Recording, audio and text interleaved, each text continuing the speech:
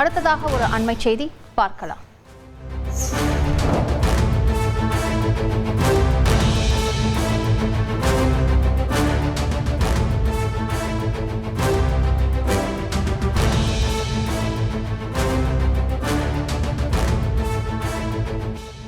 Nazareth பேட்டையில் சட்டவிரோதமாக தங்கியிருந்த 8 வங்க தேசத்தினர் கைது செய்யப்பட்டிருக்கிறார்கள். கூடுதல் விவரங்களை செய்தியாளர் சதீஷ் கேட்கலாம். சதீஷ், வணக்கம். இந்த வங்க தேசத்தினர் 8 பேர் தொடர்பான முழு விவரங்களை பதிவு பண்ணுங்க. எவ்வளவு நாட்களாக இங்கு தங்கியிருக்கிறார்கள்? விவரங்கள் என்ன?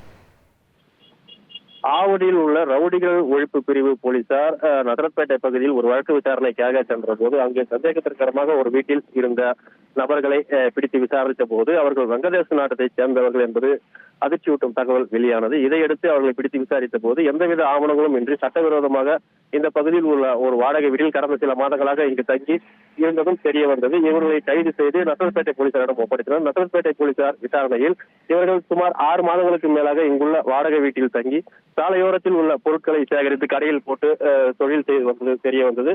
மேலும் இவர்களிடம் போலியான ஆதார் கார்டு மற்றும் பேன் கார்டு இருப்பது தெரிய வந்தது.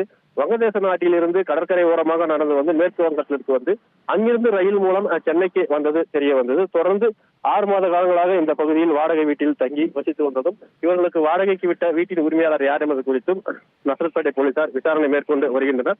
கடந்த சில தினங்களுக்கு முன்பு குன்றத்தூர் மாங்காடு ஆகிய பகுதிகளில் சட்டவிரோதமாக உரிய ஆவணங்களின்றி தங்கியிருந்த வங்கதேச நாட்டை சேர்ந்த 33 பேரை டெல்லி போலீசார் கைது செய்து மாங்காடு போலீசாரிடம் ஒப்படைத்தவர்களை அவர் கைது செய்யப்பட்டு சிறையில் அடைக்கப்பட்டனர். தற்போது அடுத்த சில தினங்களிலேயே நசரத்பேட்டையிலும் வங்கதேச நாட்டை சேர்ந்த 8 பேர் கைது செய்யப்பட்ட சம்பவம் இந்த பகுதியில் அதிர்ச்சியை ஏற்படுத்தியுள்ள நிலையில் தொடர்ந்து அவர்கள் மீது வழக்கு பதிவு செய்து சிறையில் அடைக்கும் பணியில் போலீசார் ஈடுபட்டு வருகிறார்கள். இவர்கள் இந்த பகுதியில் தங்கியிருந்து சட்டவிரோதமான செயல்களில் ஏதாவது ஈடுபட்டார்களா அல்லது வேறு ஏதேனும் காரணம் உள்ளதா என பல்வேறு கோணங்களில் நசரத்பேட்டை போலீசார் தொடர்ந்து அவர்களும் விசாரணை மேற்கொண்டு வருகின்றனர்.